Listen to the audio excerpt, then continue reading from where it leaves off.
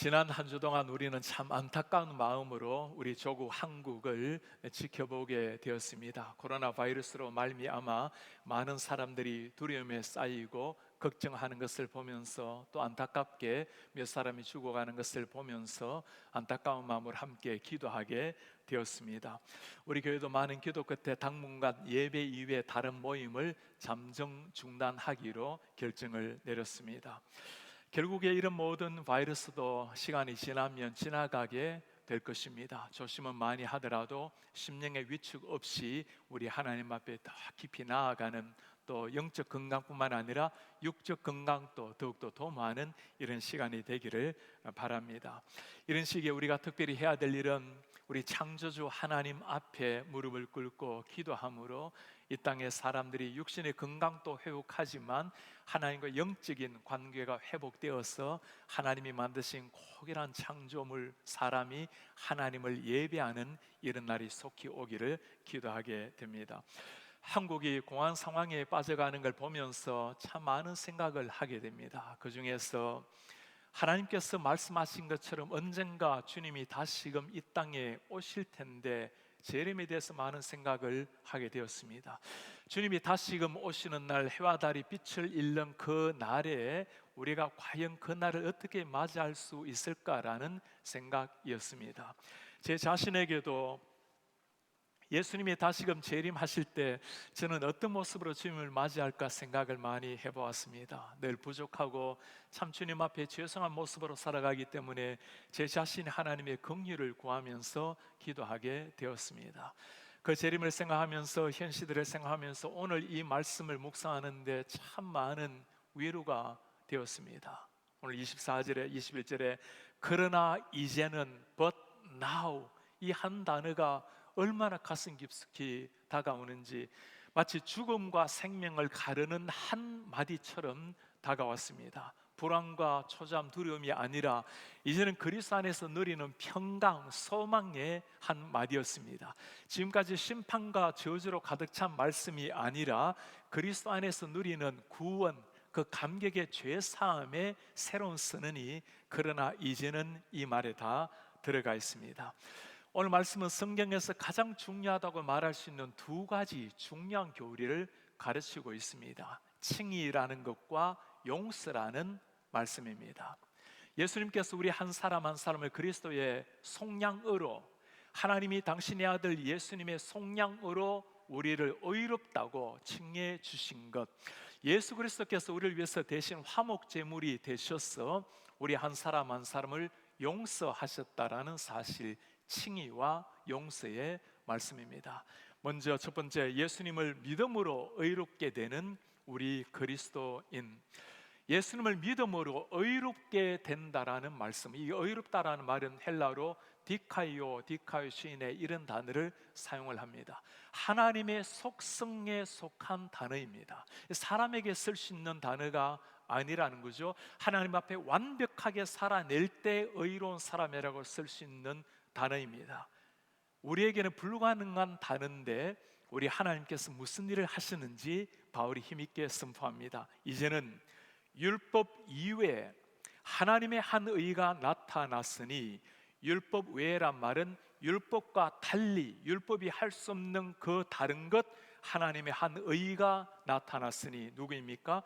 율법과 선지자들에게 증거를 받은 것이라. 지금까지 구약의 모든 율법, 모든 선지자들이 말씀하셨던 그분이 누구죠? 곧 예수 그리스도를 믿음으로 말미암아 모든 믿는 자에게 미치는 하나님의 의인이 차별이 없느니라. 율법 이외에 율법이 할 수 없는 하나님의 다른 의가 있다고 선포합니다. 예수 그리스도, 예수님께서 이루신 이 완전한 의로 말미암아 우리 한 사람 한 사람을 의롭다고 하나님이 칭해 주신다라는 말씀입니다. 이 칭의에 대해서 웨스민스터 신앙 고백, 우리 개혁주의 신앙을 가진 사람들이 기초를 하고 있는 웨스민스터 신앙 고백에서 오늘 로마서 3장을 가지고 해놓은 교리가 있습니다. 하나님께서는 유효하게 부르신 자들을 또한 값없이 의롭다고 칭하신다.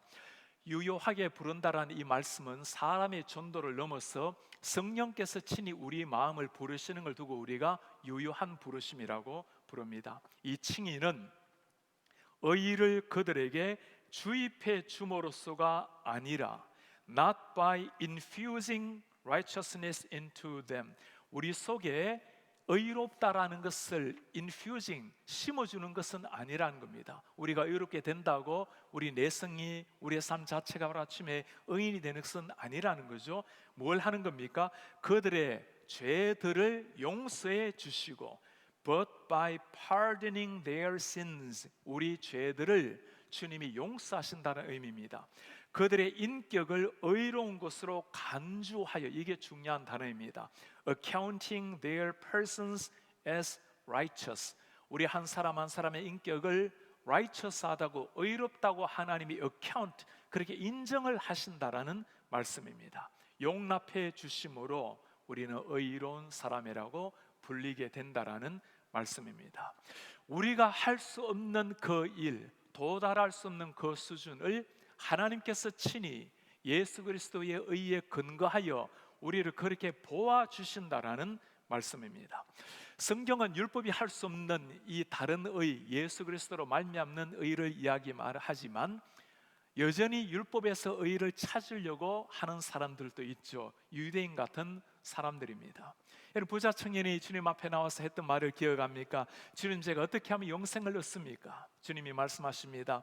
너에게 말한 율법을 다 지켜라. 어릴 때부터 내가 다 지켰습니다. 예수님 그를 참 칭찬을 하셨어요. 그리고 한마디 하셨죠. 네가 가진 것을 팔아서 가난한 사람들에게 나누어 주고 그리고 나를 따르라. 부자 청년의 마음속에는 하나님은 사랑했지만 여전히 그의 마음을 지배하는 것은 물질이었습니다. 물질의 지배를 당한 부자 청년은 하늘의 그 음성에 순종하지 못하고 지나쳐야만 했습니다. 부자 청년 정도로 살아가는 것도 대단한 일입니다. 율법을 거의 완벽하게 지키려고 노력했던 한 사람, 그러나 이런 사람도 온전한 의에 이르지 못하고 천국문에 들어가지 못한다면 세상의 율법으로 하나님 앞에 설 사람은 아무도 없을 것입니다. 오늘 주님이 바로 이걸 19절에서 말씀을 하십니다. 무릇 율법이 말하는 바는 율법 아래에 있는 자들에게 말하는 것이니 이는 모든 입을 막고 우리로 하여금 변명할 거리가 없게 하신다는 말씀입니다. 온 세상으로 하나님의 심판 아래에 있게 하려 함이라. 율법 앞에서는 의인이 하나도 있을 수가 없다라는 거죠. 다 하나님의 심판의 대상이라는 말씀입니다.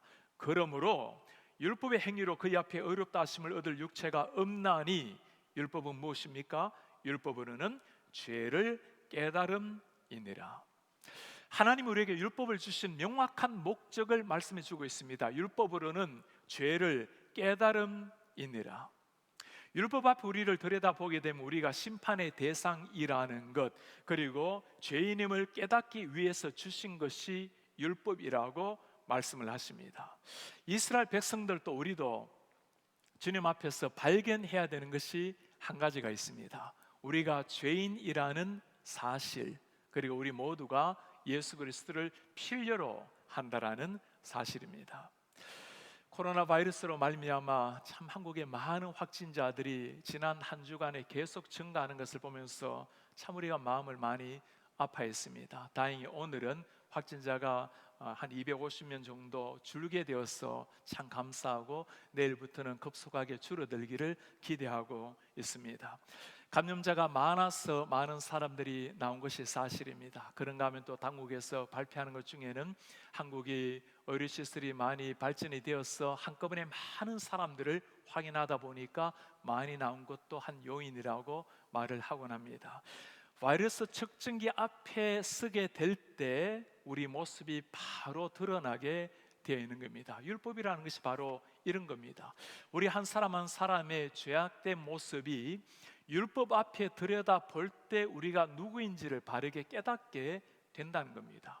율법이 하나님이 원하시는 수준이 나와 있기 때문에, 하나님이 원하시는 삶이 나와 있기 때문에 그 앞에 서게 될 때 온전히 서지 못하는 나의 모습, 죄악된 나의 모습을 발견하게 된다라는 겁니다. 하나님이 원하신 게 뭘까요? 결국에 율법 앞에서 내 자신을 깨닫고 깨닫고 그 하나님 앞에서 이룰 수 없는 구원의 문 앞에 절망스러워하는 것, 이 절망의 늪에서 우리가 바라봐야 될 분이 바로 예수 그리스도라는 것을 주님이 가르쳐 주기를 원하시는 겁니다. 성경에는 이 점에서는 인류 가운데 아무도 예외가 없다라고 말씀합니다. 우리가 어느 정도 율법을 지키고 살아가든 율법 없이 살아가든 율법을 모르고 살아가든 다 마찬가지란 말씀입니다. 한 가지 공통점, 모두가 하나님 앞에 범죄한 죄인이고 예수를 필요로 한다라는 말씀입니다. 23절에 주님이 선포합니다. 모든 사람이 죄를 범하였음에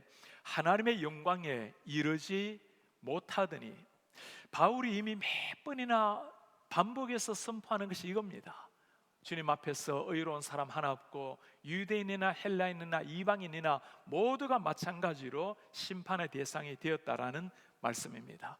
지금까지 심판의 목소리를 잠시 줄이고 이제 사도 바울이 감격스럽게 하나님이 행하신 구원의 복음을 선포를 합니다. 그러므로 예수 안에 있는 속량으로 말미암아, 예수 안에 있는 속량으로 말미암아 하나님의 은혜로 값없이 의롭다 하심을 얻은 자 되었느니라.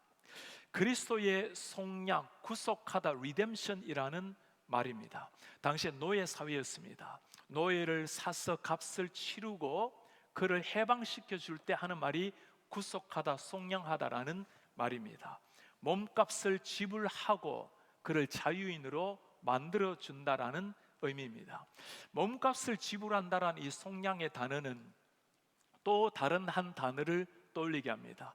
우리 예수님께서 십자가 위에서 마지막으로 하신 말씀, 내가 다 이루었다고 말씀하실 때 다 이루었다, 테텔레스토이라는 헬라를 사용하는데 이 단어가 모든 값을 다 지불했다라는 의미입니다.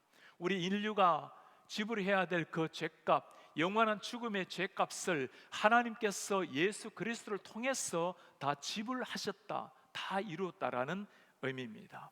우리는 값없이 얻는 은혜이지만 사실 하나님의 측면에서는 값없이 이루어진 일이 아니죠. 이 값없이 없는 은혜를 위해서 하나님은 엄청난 희생을 하신 겁니다. 우리 하나님, 우리를 속량하기 위해서 지불하신 죄값이 무엇입니까?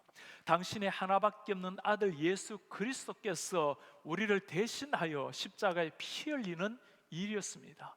그냥 주어진 것이 아니라는 겁니다. 워싱턴 DC에 가면 한국 전쟁 기념관에 볼 때마다 우리의 마음을 숙연하게 하는 글자 한마디 있습니다. Freedom is not free. 자유라는 것은 그저 주어지는 것이 아니다. 그렇죠. 한국 땅에 13만 명이 넘는 수많은 젊은이가 피를 흘렸습니다. 미국에서도 3만 명이 넘는 수많은 젊은이가 한국에서 죽었습니다. 그들의 피로 말미암아 이 땅에 지금 우리가 자유를 누리게 된 것입니다. 사탄이 우리 한 사람 한 사람을 보고 너는 나의 종이라고 율법이 우리로 하여금 사망을 선포할 때 우리 하나님께서 내어주시는 정서가 바로 이겁니다. 예수님께서 우리를 위해서 십자가에 피 흘려주신 그 피값을 주님이 내어주시고 You are free라고, 우리는 이제 자유인이라고, 하나님의 아들, 딸이라고 선포하시는 겁니다. 이것이 우리가 믿고 있는 복음의 핵심입니다. 이것이 하나님께서 십자가 위에서 예수 그리스도를 통해서 하신 위대한 역사입니다. 세상 모든 걸 다 잊는다 하더라도 이것 하나 꼭 기억을 하셔야 됩니다. 우리 하나님께서 십자가 위에서 예수님을 통하여 무슨 일을 하셨는지, 내 모든 죄값을 다 치르신 속량, 구속, 모든 죄값을 갚은 그 역사가 십자가 위에서 일어난 겁니다. 의롭다함을 받는 칭의, 이것을 누릴 수 있는 사람이 누구라고 말합니까? 오늘 바울이 선포하죠. 그리스도를 믿는 믿음 안에서는 차별이 없느니라. 차별 없이 믿는 자에게 동일하게 주어지는 칭의의 은혜, 우리에게는 차별이 없느니란 말씀이 그냥 자연스럽게 다가옵니다. 그러나 유대인들에게는 그게 아니었어요. 그들만이 하나님 앞에 특별한 백성이라고 생각했던 사람들입니다. 바울은 그게 아니라는 거예요. 모든 사람, 모든 민족, 배움이 많든 적든지 전혀 문제가 되지 않는다고 합니다. 똑같이 죄인이기에, 똑같이 예수 그리스도로 말미암아 칭의의 구원의 대상이 된다는 겁니다. 제가 이전에 이 교수님들을 대상으로 많이 전도하고 또 설교하고 성경을 가르칠 기회가 있었습니다. 사람들이 그렇게 묻곤 해요. 교수들에게 전도를 하려면, 성경 가르치려면 뭔가 고상한 지식들, 또 신학적인 깊이 있는 신학, 또 철학적 담론이 필요하지 않습니까? 물어요. 전혀 그러지가 않습니다. 그냥 심플한 복음이 필요한 거예요. 예수 그리스도가 하나님의 아들이라는 것, 이 주님 예수의 피로 말미암아 우리의 전생애가 새로워질 수 있다라는 것, 병음이 있든 가난하든 부하든 모두에게 똑같은 것, 차별 없이 주어지는 복음, 예수 그리스도의 십자가의 속량의 복음입니다. 누구보다도 바울 자신이 바로 이 사람이에요. 그가 누굽니까? 세상의 최고의 학문에 통달했던 사람입니다.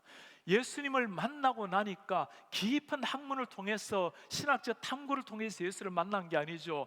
하늘에서 빛이 임했을 때, 그 부활하신 예수님을 만났을 때 바울의 가슴 속에 요동친 것이 있었습니다. 지금까지 종교에서, 학문에서, 열성에서 발견할 수 없었던 그 예수 그리스도, 십자가의 피를 만났을 때 내가 지금까지 알았던 모든 것들을 배설물로 여기노라. 왜 그렇습니까? 진짜 만나야 될 보화를 만났기 때문입니다.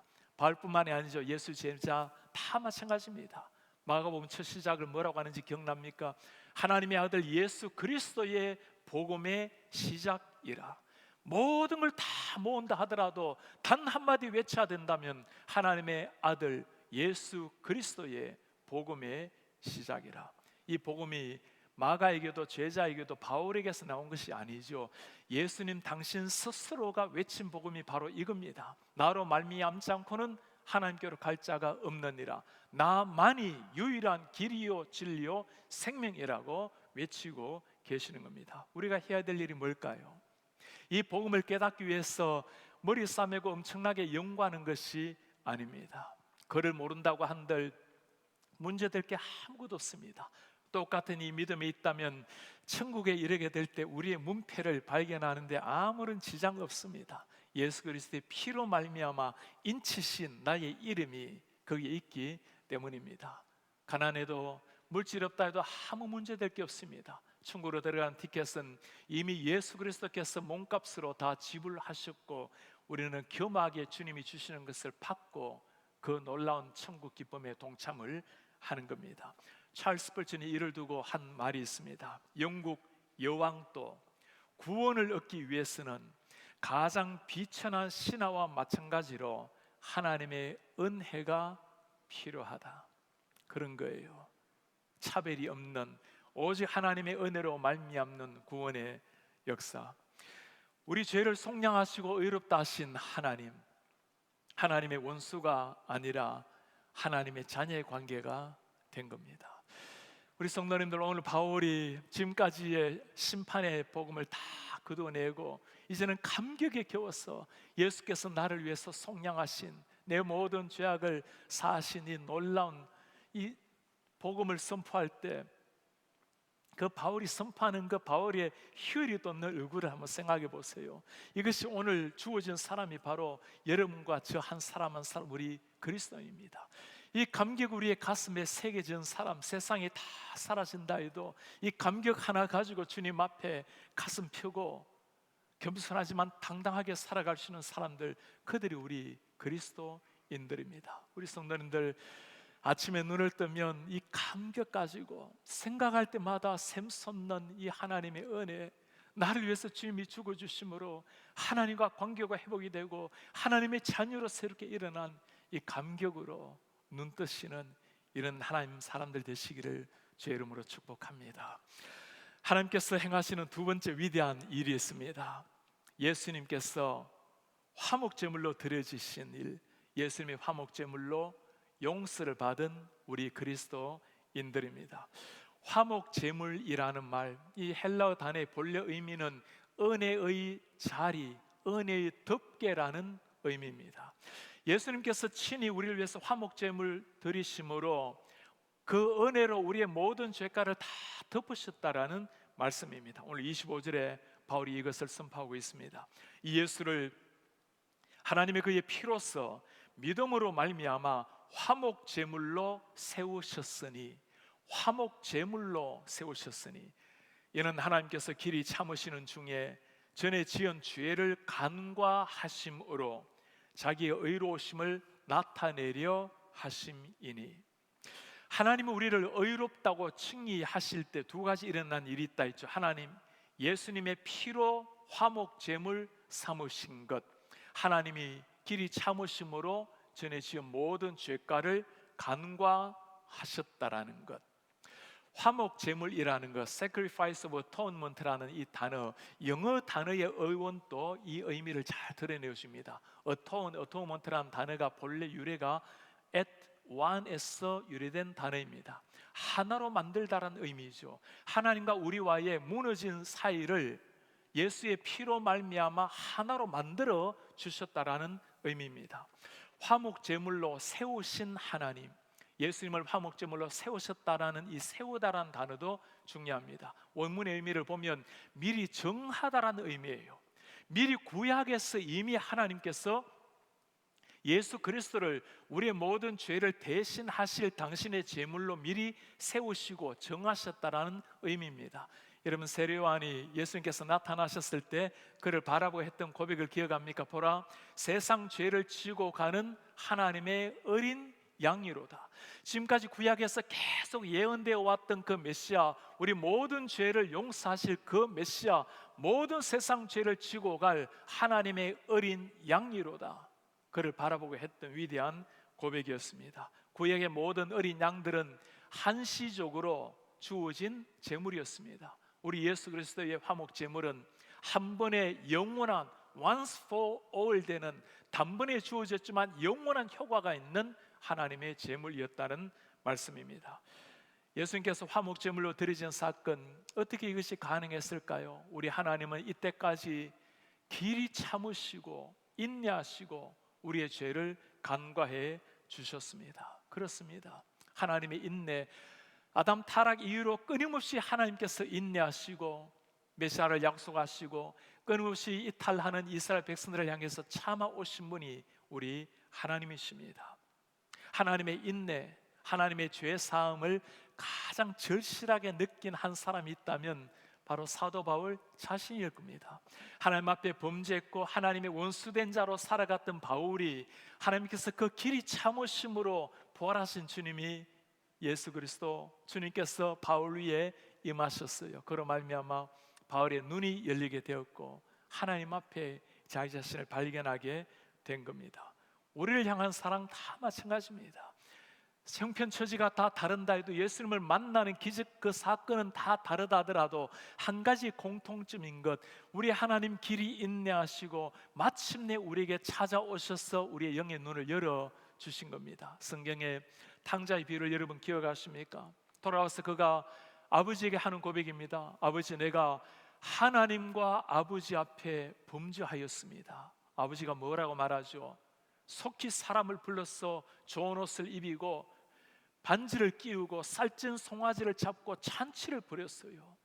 어찌 우리 하나님께서 우리의 허물, 죄를 기억도 못하시는지, 한 영혼이 돌아왔을 때 오직 용서란 이름으로, 죄사람이란 이름으로 그를 받아주신 우리 하나님, 이것이 우리가 외쳐야 될 복음, 우리가 간직해야 될 복음입니다. 예수님께서 화목 제물이 되셨기 때문에 우리에게 일어난 위대한 사건 하나가 있어요. 오늘 우리가 이 자리에서 예배할 수 있는 일이 바로 영광스러운 화목 제물의 결과입니다. 이전에 이스라엘 백성들 하나님 앞에 함부로 나아갈 수 없었던 사람들이었습니다.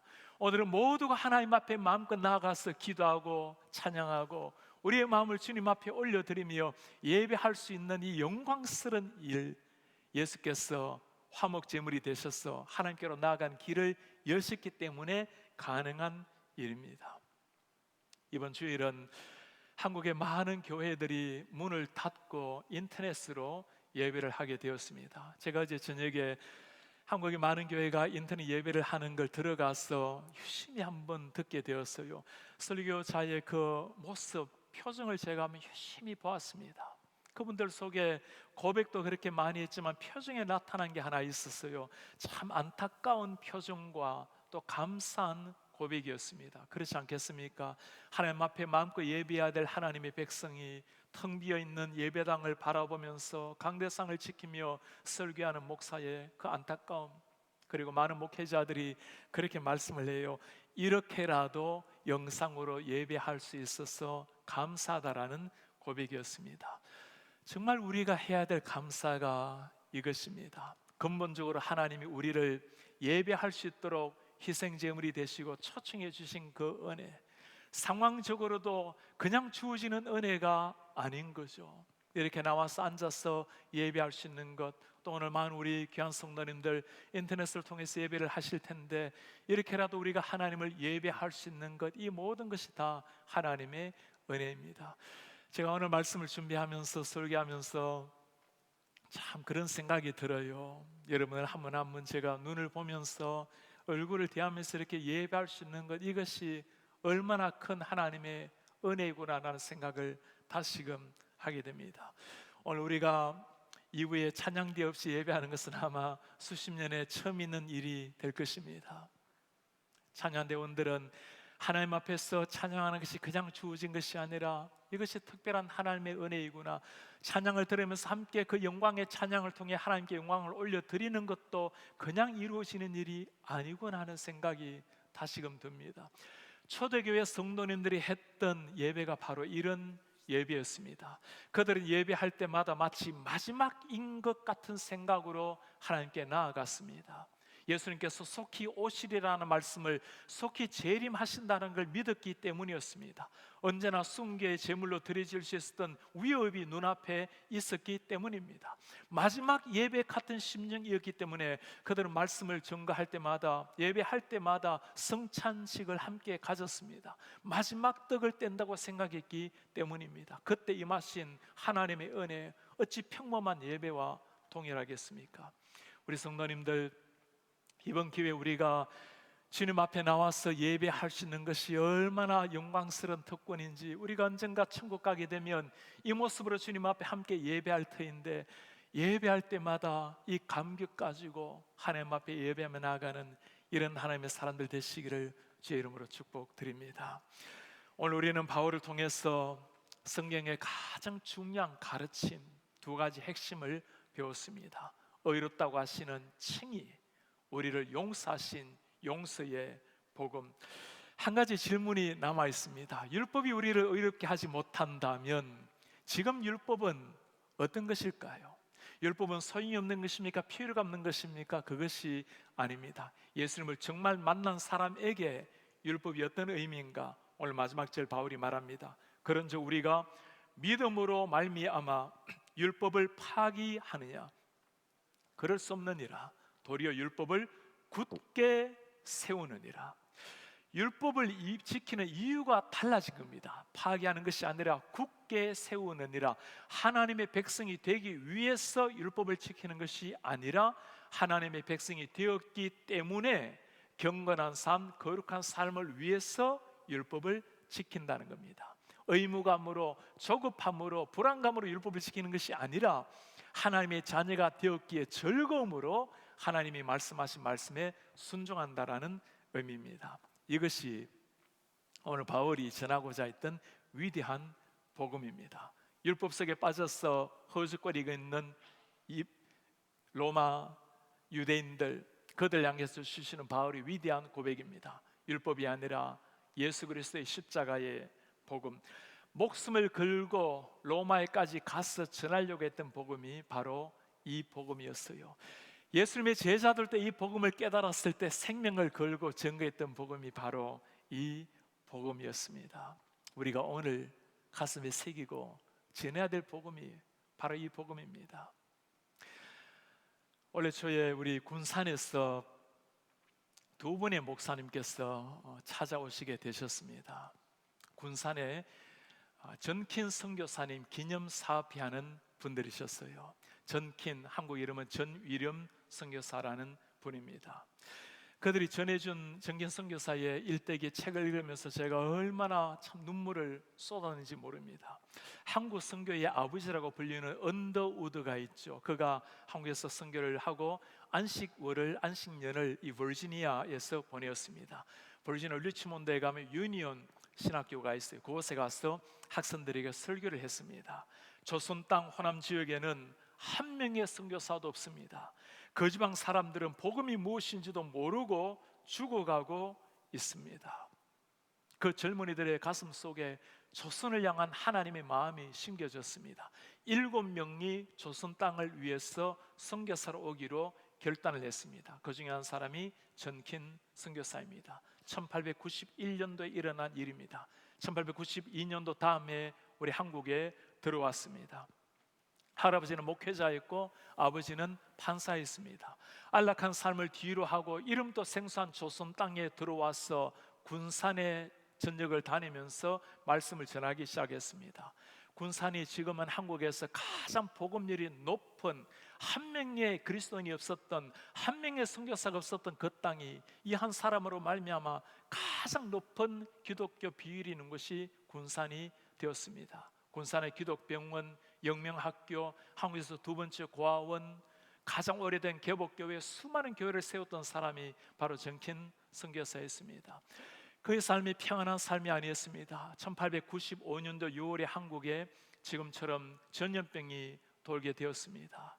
많은 사람들이 죽어갔습니다. 서울에서만 하루에 60명이 죽었고 전국에 5,000명 이상 되는 사람이 이 전염병으로 죽었던 시대였습니다.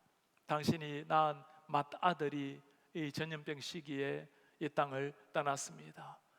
두 번째 아이 그리고 아들 셋을 한국 땅에 다 묻어야만 했습니다. 너무나 자신도 과로한 나머지 1908년도에 장티푸스에 걸려서 이 땅을 떠난 선교사, 그의 나이 43살의 젊은이였습니다. 한국을 위해서 그의 생명을 다 드렸을 때 그로 말미암아 지금 30%가 넘는 군산의 기독교 비율이 나타나게 되었습니다. 그가 이 땅에서 증거했던 복음 특별한 것이 아니었습니다. 오늘 우리가 가지고 있는 이 복음, 예수 그리스도의 속량의 복음, 예수 그리스도의 화목제물 대신 그 십자가의 복음이었습니다. 이 복음을 가슴에 새겼을 때, 영혼을 향한 그 아버지의 심정을 알았을 때 조선 땅을 향했고 그 젊음을 바쳤을 때 한국 땅이 이 복음으로 불태우게 된 겁니다. 이것이 예수 그리스도를 만난 사람, 예수 그리스도를 아는 사람, 주님 앞에 살아가는 사람이 걸어가야 될 사명자의 삶입니다.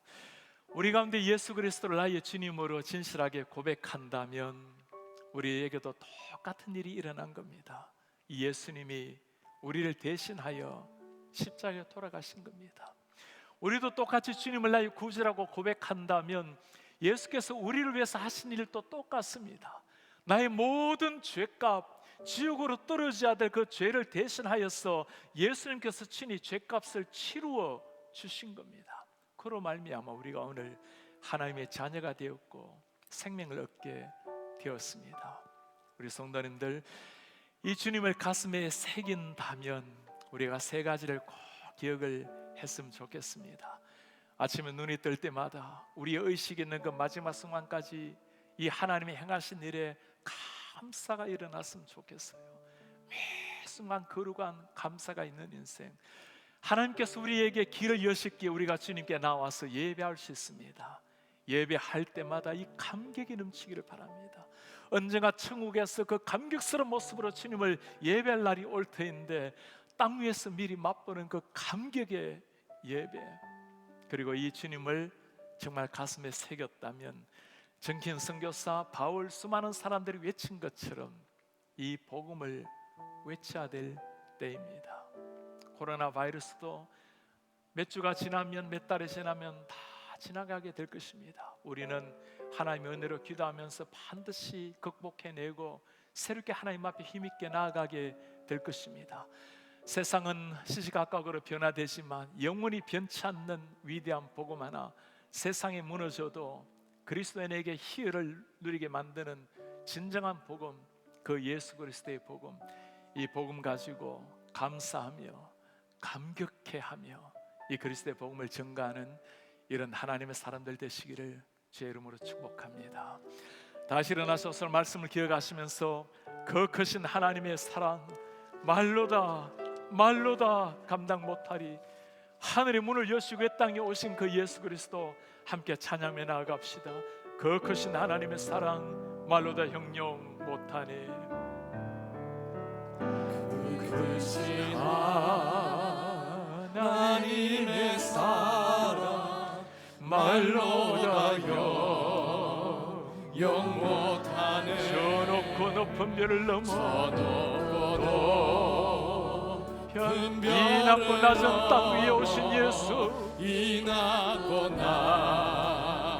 낮은 땅 죄범한 영혼 구하여 죄범한 영혼 그 구하여 아들을 보내셨습니다. 그 아들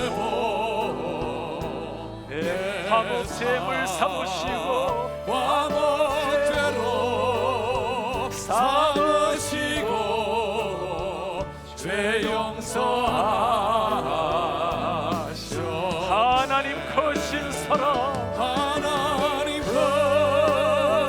크신 사랑을 증량하고 영원히 변치 않는 사랑 영원히 변치 않는 사랑 성도여 찬양. 하늘을 두루마리 삼고 하늘을 두루마리 삼고 바다를 몸을 삼아도 한없는 하나님의 사랑 없는 하나님의 사랑 다 이루가. 하나님의 크신 사랑 하나님의 크신 사랑 어찌 닿았을까 어찌 닿았을까. 저 하늘로 비싸도 채우지 못. 하나님 크신 사랑 하나님 크신 사랑은 정량다고 영원히 변치 않는 사랑 영원히 변치 않는 사랑 성도여 찬양. 하나님 크신 사랑 하나님 크신 사랑은 정량다고 영원히 변치 않는 영원히 변치 않는 사랑 성도여 찬양하세.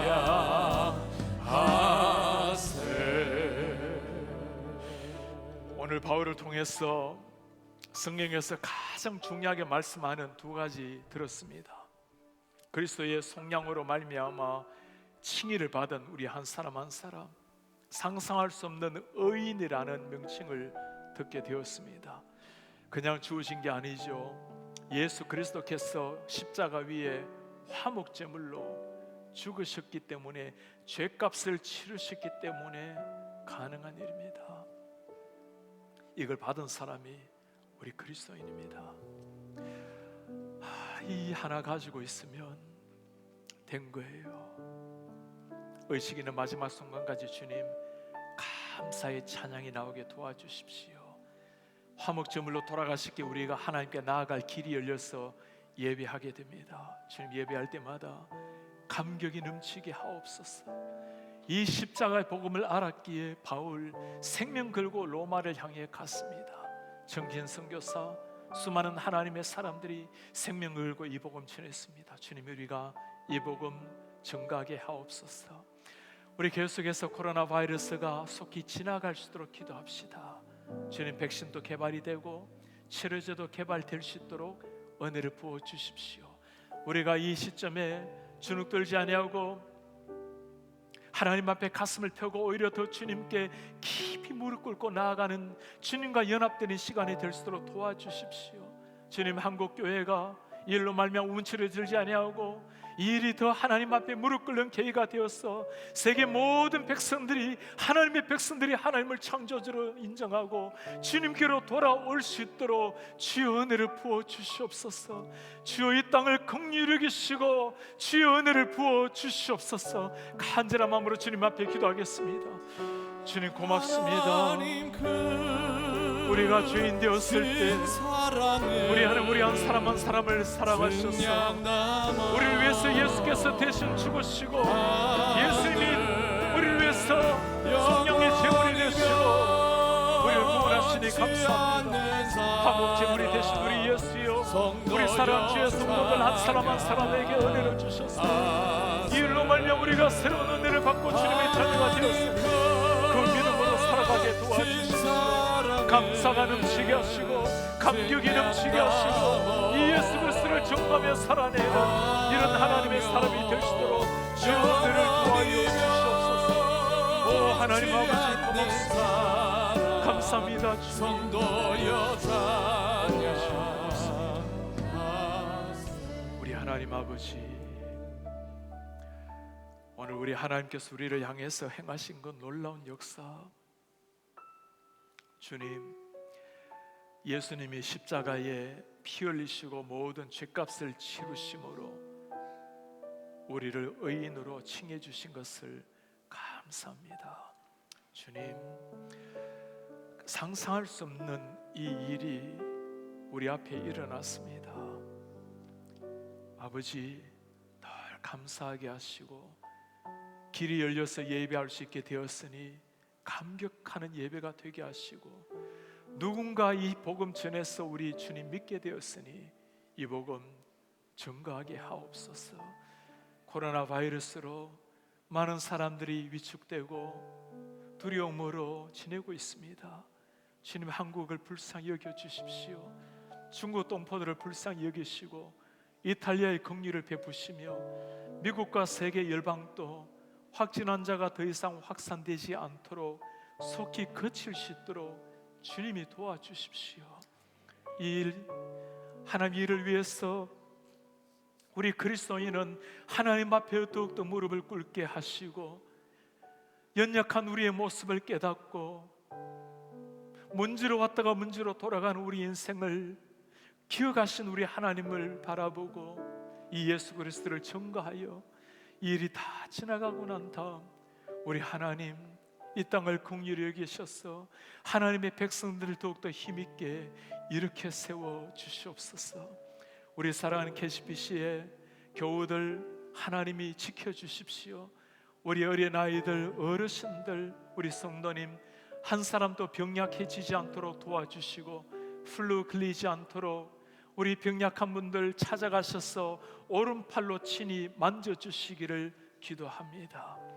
우리 주님, 예배할 때마다 이 감격이 우리 주님 설 때까지 일어나게 하시고 우리의 삶 속에서, 가정에서 새벽마다 공적 예배할 때마다 이 감격 가지고 하나님 앞에 나아가는 주의 백성들 되게 하옵소서.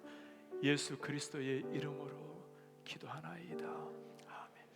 주 예수 그리스도의 은혜와 하나님의 사랑과 성령의 교통하심이 그리스도의 속량, 그리스도의 희생 제물로 너는 의인이라고 칭해 주신 하나님, 너는 나의 것이라고 받아주신 하나님, 그 감격 가지고 감사하며 주의 이름 증거하기를 원하는 주의 모든 백성들 머리 위에 지금부터 영원토록 함께 있을지어다.